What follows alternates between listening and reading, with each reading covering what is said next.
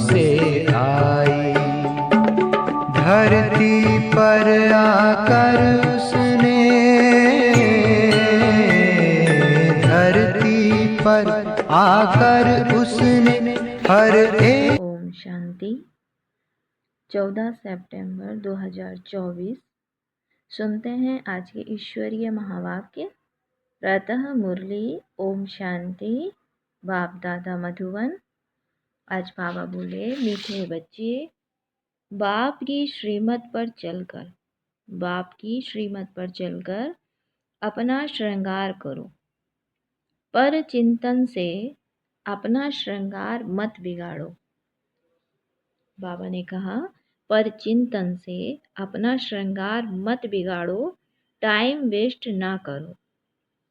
आज बाबा बोले, मीठे बच्चे, बाप की श्रीमत पर चलकर अपना श्रृंगार करो, पर चिंतन से अपना श्रृंगार मत बिगाड़ो, टाइम वेस्ट ना करो। आज का प्रश्न है, तुम बच्चे बाप से भी तीखे जादूगर हो, कैसे? तुम बच्चे बाप से भी तीखे जादूगर हो, कैसे? उत्तर है, यहाँ बैठे बैठे तुम इन लक्ष्मी नारायण जैसा अपना श्रृंगार कर रहे हो। यहाँ बैठे अपने आप को चेंज कर रहे हो। यह भी जादूगरी है। सिर्फ अल्फ को याद करने से तुम्हारा श्रृंगार हो जाता है। कोई हाथ पांव चलाने की भी बात नहीं, सिर्फ विचार की बात है। योग से तुम साफ, स्वच्छ और शोभनीक बन जाते हो। तुम्हारी आत्मा और शरीर कंचन बन जाता है। यह भी कमाल है ना? ओम शांति। ओम शांति। रूहानी जादूगर बैठ रूहानी बच्चों को, जो बाप से भी तीखे जादूगर हैं, उन्हों को समझाते हैं। तुम यहाँ क्या कर रहे हो? यहाँ बैठे बैठे कोई चुरपुर नहीं, बाप अथवा साजन सजनियों को युक्ति बता रहे हैं। साजन कहते हैं, यहाँ बैठे तुम क्या करते हो? अपने को तुम ऐसे लक्ष्मी नारायण मिशल श्रृंगार रहे हो। कोई समझेंगे? तुम यहाँ सब बैठे हो, फिर नंबरवार पुरुषार्थ अनुसार तो हो ही ना। बाप कहते हैं, ऐसे श्रृंगारे हुए बनना है। तुम्हारी एम ऑब्जेक्ट ही यह है, भविष्य अमरपुरी के लिए। यहाँ बैठे हुए तुम क्या कर रहे हो? पैराडाइज के श्रृंगार के लिए पुरुषार्थ कर रहे हो। इसको क्या कहें? यहाँ बैठे हुए अपने को चेंज कर रहे हो। यहाँ अर्थात संगम युग में उठते बैठते चलते बाप ने एक मन मना भव की चाबी दे दी है। टाइम वेस्ट मत करो। बस एक सिवाय एक के इसके और कोई भी फालतू बातें सुनाकर टाइम वेस्ट मत करो। तुम अपने ही श्रृंगार में लगे रहो। बाबा कहता है, बाप आया है बच्चों का लक्ष्मी नारायण जैसा श्रृंगार करने। तो बाबा ने कहा, बच्चे पर चिंतन में अपना समय बर्बाद नहीं करो, वेस्ट नहीं करो, है ना? क्योंकि आए ही हैं हम किस लिए? अपना श्रृंगार करने। तो कहा, तुम अपने ही श्रृंगार में लगे रहो। दूसरा करता है वह नहीं, इसमें तुम्हारा क्या जाता है? तुम अपने पुरुषार्थ में रहो। कितनी समझ की बातें हैं। कोई नया, बाबा ने कहा, कोई नया सुनेगा तो जरूर वंडर खाएगा। तुम्हारे में कोई तो अपना श्रृंगार कर रहे हैं, कोई तो और ही बिगाड़ रहे हैं। पर चिंतन आदि में टाइम वेस्ट करते रहते हैं। बाप बच्चों को समझाते हैं, तुम सिर्फ अपने को देखो कि हम क्या कर रहे हैं। बहुत छोटी युक्ति बताई है, बस एक ही अक्षर है, मन मना भव। तुम यहाँ बैठे हो, परंतु बुद्धि में है कि सारी सृष्टि का चक्र कैसे फिरता है। अभी फिर से हम विश्व का श्रृंगार कर रहे हैं। तुम कितने पदम भाग्यशाली हो। यहाँ बैठे बैठे तुम कितना कार्य करते हो। कोई हाथ पांव तो चलाने की बात ही नहीं है, सिर्फ विचार की बात है। तुम कहेंगे हम यहाँ बैठे ऊंचते ऊंच विश्व का श्रृंगार कर रहे हैं। बाबा ने कहा, मन मना भव का मंत्र कितना उच्च है। इस योग से ही तुम्हारे पाप भस्म होते जाएंगे और तुम साफ बनते बनते फिर कितने शोभनिक हो जाएंगे। अभी आत्मा पतित है और काया, बाबा ने कहा अभी आत्मा पतित है तो शरीर की भी हालत देखो क्या हो गई है। अब तुम्हारी आत्मा और काया कंचन बन जाएगी। यह कमाल है ना। बाप सभी को एक ही रास्ता बताते हैं, अल्फ बे। अल्फ माना अल्लाह शिव बाबा, बे माना बादशाही वर्षा। सिर्फ अल्फ की बात है।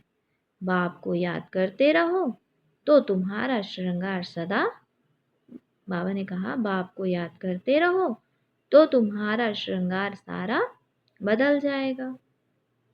बाप से भी तुम बड़े जादूगर हो। तुमको युक्ति बताते हैं कि ऐसा ऐसा करने से तुम्हारा श्रृंगार बन जाएगा। अपना श्रृंगार ना करने से तुम मुफ्त अपने को नुकसान पहुंचाते हो। इतना तो समझते हो हम भक्ति मार्ग में क्या क्या करते थे। सारा श्रृंगार ही बिगाड़ कर क्या बन गए हो। अब एक ही अक्षर से, बाप की याद से तुम्हारा श्रृंगार होता है। बच्चों को कितना अच्छी रीति समझाकर फ्रेश करते हैं। यहाँ बैठे तुम क्या करते हो, याद की यात्रा में बैठे हो। अगर कोई का ख्याल और तरफ होगा तो श्रृंगार थोड़े ही होगा। तुम श्रृंगारे हो तो फिर औरों को भी रास्ता बताना है। बाप आते ही हैं ऐसा श्रृंगार बनाने। कमाल शिव बाबा आपकी, आप हमारा कितना श्रृंगार करते हो। उठते बैठते चलते हमको अपना श्रृंगार करना है। कोई तो अपना श्रृंगार कर फिर दूसरों का भी करते हैं। कोई तो अपना भी श्रृंगार नहीं करते तो दूसरों का भी श्रृंगार बिगाड़ते रहते हैं। फालतू बातें सुनाकर उनकी अवस्था को नीचे गिरा देते हैं। खुद भी श्रृंगार से रह जाते हैं तो दूसरों को भी रहा देते हैं, अर्थात उनका भी श्रृंगार नहीं हो पाता। तो अच्छी रीति सोच विचार करो, बाबा कैसे कैसे युक्तियां बताते हैं। भक्ति मार्ग में शास्त्र पढ़ने से यह युक्तियां नहीं आती हैं। शास्त्र तो हैं भक्ति मार्ग के। तुमको कहते हैं तुम क्यों शास्त्रों को नहीं मानते हो। बोलो हम तो सब मानते हैं। आधा कल्प भक्ति की है, शास्त्र पढ़ते हैं तो क्यों नहीं मानेंगे। रात और दिन होते हैं तो जरूर दोनों को मानेंगे ना। यह है बेहद का दिन और रात। तो बाप कहते हैं मीठे मीठे बच्चों, तुम अपना श्रृंगार करो, टाइम वेस्ट मत करो। टाइम बहुत थोड़ा है, तुम्हारी बड़ी विशाल बुद्धि चाहिए। आपस में बहुत प्रेम होना चाहिए। टाइम वेस्ट नहीं करना चाहिए, क्योंकि तुम्हारा टाइम तो बहुत वैल्यूबल है। कौड़ी से हीरे जैसा तुम बनते हो। मुफ्त में इतना थोड़े ही सुन रहे हो। कोई कथा है क्या? बाबा पूछते हैं कि कोई कथा है क्या? बाप अक्सर ही एक सुनाते हैं। बड़े बड़े आदमियों को जास्ती बात थोड़े ही करनी चाहिए। तो बाप तो सेकंड में जीवन मुक्ति का रास्ता बताते हैं। यह है ही उच्च श्रृंगार वाले, तब तो उन्हों के ही चित्र हैं जिनको बहुत पूजते रहते हैं।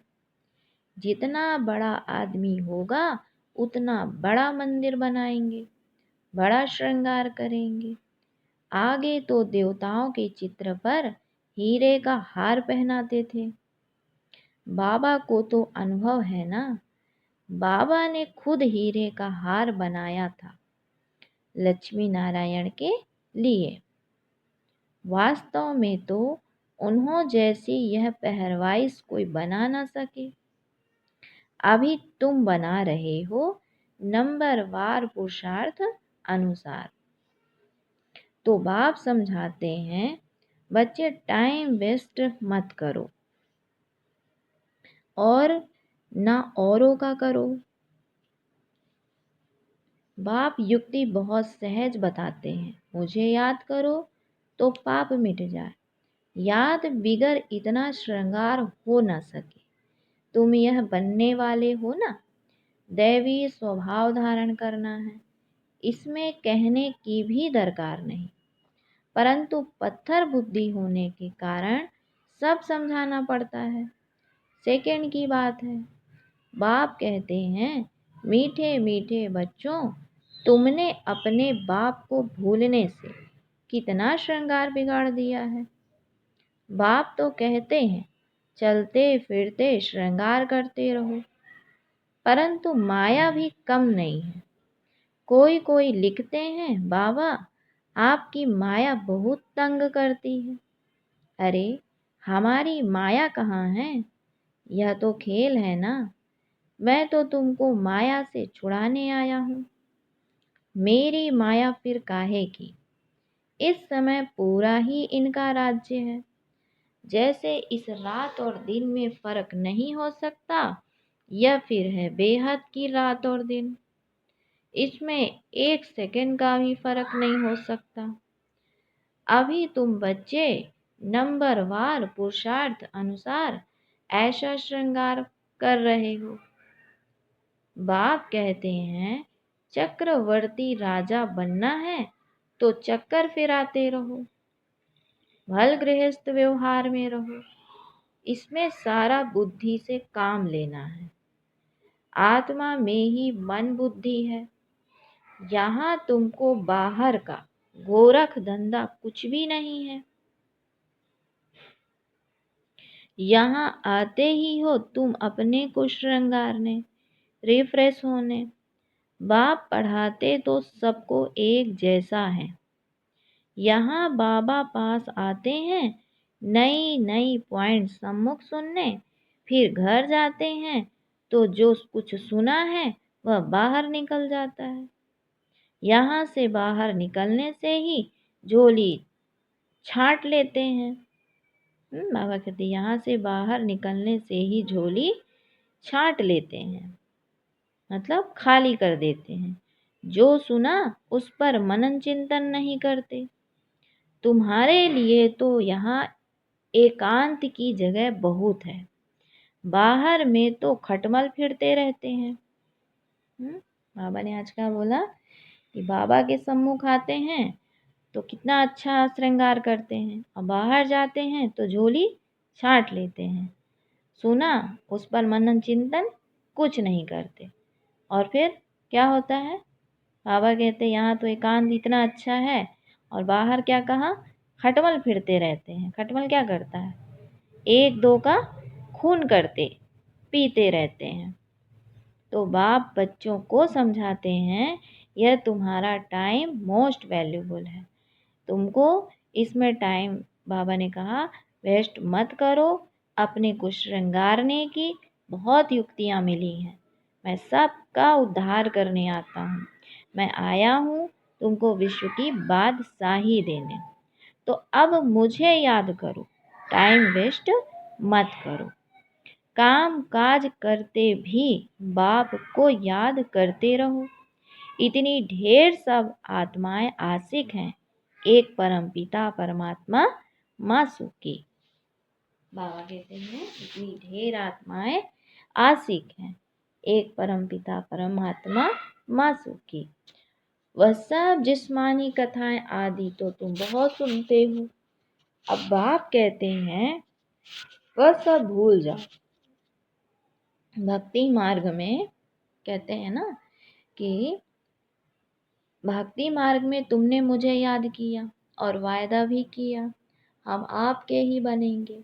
तो ढेर के ढेर आशिकों का एक मासू भक्ति मार्ग में कहते हैं ब्रह्म में लीन होंगे। यह सब है फालतू बातें। एक भी मनुष्य मोक्ष को नहीं पा सकता है। यह तो अनादि ड्रामा है। इतने सब एक्टर्स हैं, इसमें जरा भी फर्क नहीं हो सकता है। तो बाप कहते हैं सिर्फ एक अल्फ को याद करो तो तुम्हारा यह श्रृंगार हो जाएगा। अभी तुम यह बन रहे हो। स्मृति में आता है अनेक बार हमने यह श्रृंगार किया है। कल्प कल्प बाबा आप आएंगे, हम आपसे ही सुनेंगे। कितनी गुहते गुह पॉइंट्स हैं। बाबा ने युक्ति बहुत अच्छी बताई है। वारी जाऊं ऐसे बाप पर। आशिक मासूक भी सब एक जैसे नहीं होते। यह तो सभी आत्माओं का एक ही मासूक है। जिस्मानी कोई बात नहीं, परंतु तुम्हें संगम युग पर ही बाप से यह युक्ति मिलती है। कहाँ भी तुम जाओ, खाओ पियो, घूमो फिरो, नौकरी करो, अपना श्रृंगार करते रहो। आत्माएं सब एक मासूक की आशिक हैं। बस उनको ही याद करते रहो।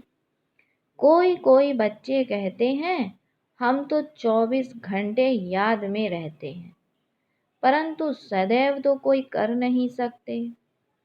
बहुत में बहुत 2-2.5 घंटे तक।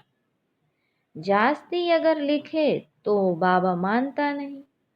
दूसरे को स्मृति दिलाते नहीं तो कैसे तुम्हें, मतलब बाबा कहते दूसरे को स्मृति दिलाते नहीं तो कैसे समझे तुम याद करते हो। क्या कोई डिफिकल्ट बात है? कोई इसमें खर्चा है? कुछ भी नहीं। बस बाबा को याद करते रहो तो तुम्हारे पाप कट जाएं। दैवी गुण भी धारण करने हैं। पतित कोई शांति धाम व सुख धाम में जा न सके। तो बाप बच्चों को कहते हैं अपने को आत्मा भाई भाई समझो। 84 जन्मों का पार्ट अभी पूरा होता है। यह पुराना चोला छोड़ने का है। ड्रामा देखो कैसे बना हुआ है। तुम जानते हो नंबर वार पुरुषार्थ अनुसार। दुनिया में तो कोई कुछ भी नहीं समझते। बाबा ने कहा दुनिया में तो कोई कुछ भी नहीं समझते। हर एक अपने से पूछे कि हम बाप की मत पर चलते हैं। चलेंगे तो श्रृंगार भी अच्छा होगा। एक दो को उल्टी बातें सुनाकर अथवा सुनकर अपना श्रृंगार भी बिगाड़ देते हैं, तो दूसरों का भी बिगाड़ देते हैं। बच्चों को तो इसी धुन में लगे रहना है कि हम ऐसे श्रृंगार धारी कैसे बने। बाकी तो जो कुछ है वह ठीक है, सिर्फ पेट के लिए रोटी आराम से मिले। वास्तव में पेट जास्ती नहीं खाता। भल तुम सन्यासी हो परंतु राजयोगी हो। हाँ, बाबा कहते हैं भल तुम सन्यासी हो परंतु राजयोगी हो। ना बहुत ऊंचा ना नीचा। खाओ भल परंतु ज़्यादा हिर ना जाओ, आदत ना पड़ जाए। यही एक दो को याद दिलाओ। शिव बाबा याद है, वर्षा याद है, विश्व की बादशाही का श्रृंगार याद है। विचार करो, यहाँ बैठे बैठे तुम्हारी क्या कमाई है। इस कमाई से अपार सुख मिलता है, सिर्फ याद की यात्रा से और कोई तकलीफ नहीं। भक्ति मार्ग में मनुष्य कितने धक्के खाते हैं। अभी बाप आए हैं श्रृंगारने, तो अपना अच्छी रीति ख्याल करो। तो अपना अच्छी रीति ख्याल करो, भूलो मत।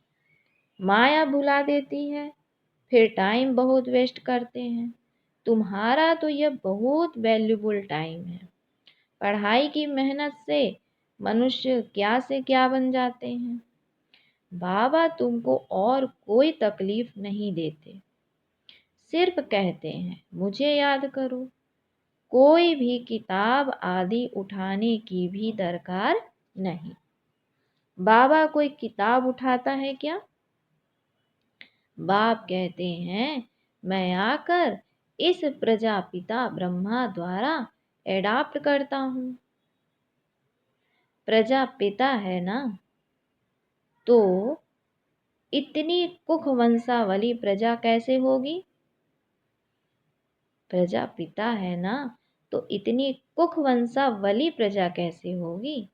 बच्चे एडॉप्ट होते हैं, वर्षा बाप से मिलना है, बाप ब्रह्मा द्वारा एडॉप्ट करते हैं, इसीलिए उनको माता पिता कहा जाता है।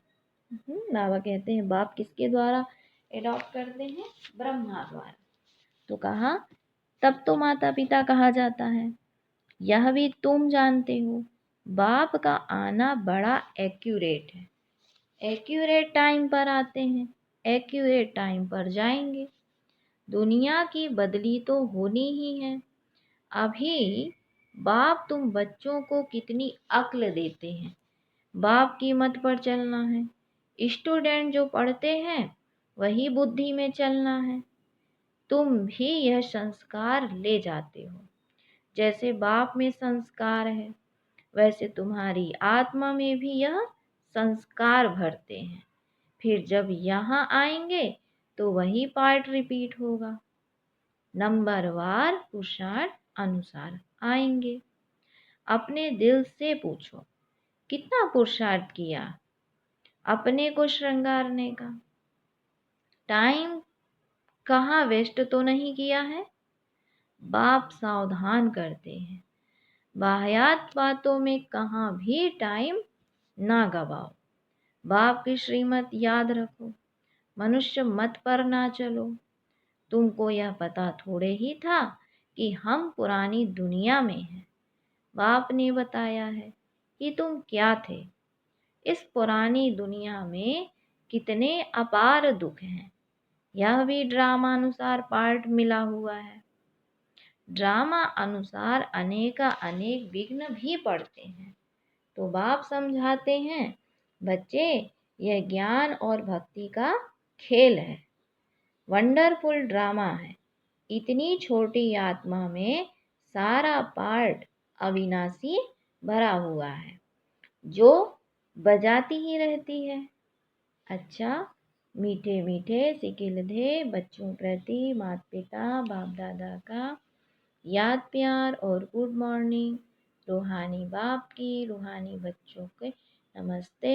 हम रूहानी बच्चों की रूहानी माता पिता बाप दादा को याद प्यार गुड मॉर्निंग और नमस्ते। आज की धारणा के लिए मुख्य सार है। पहला पॉइंट, दूसरी सब बातों को छोड़ इसी धुन में रहना है कि हम लक्ष्मी नारायण जैसा श्रृंगारधारी कैसे बने। दूसरा, अपने से पूछना है कि हम श्रीमत पर चलकर मन मना भव की चाबी से अपना श्रृंगार ठीक कर रहे हैं। दूसरा, उल्टी सुलटी बातें सुनकर व सुनाकर श्रृंगार बिगाड़ते तो नहीं हैं। आपस में प्रेम से रहते हैं, अपना वैल्यूबल टाइम कहीं पर वेस्ट तो नहीं करते हैं, दैवीय स्वभाव धारण किया है, तो ये सब बातें अपने आप में चेक करनी है। फिर आज बाबा ने वरदान दिया, व्यर्थ संकल्पों के कारण को जानकर, व्यर्थ संकल्पों के कारण को जानकर उन्हें समाप्त करने वाले समाधान स्वरूप भव।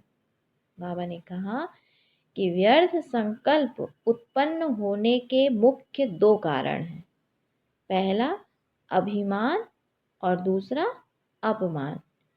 मेरे को कम क्यों, मेरा भी यह पद होना चाहिए, मेरे को भी आगे करना चाहिए, तो इसमें या तो अपना अपमान समझते हो या फिर अभिमान में आते हो। नाम में, मान में, शान में, आगे आने में, सेवा में अभिमान व अपमान महसूस करना, यही व्यर्थ संकल्पों का कारण है। इस कारण को जानकर निवारण करना ही समाधान स्वरूप बनना है। बाबा ने कहा कारण को जानकर निवारण करना ही समाधान स्वरूप बनना है। स्लोगन है, साइलेंस की शक्ति द्वारा स्वीट होम की यात्रा करना बहुत सहज है। साइलेंस की शक्ति द्वारा स्वीट होम की यात्रा करना बहुत सहज है। अच्छा, ओम शांति, ओम शांति। शुक्रिया बाबा, शुक्रिया।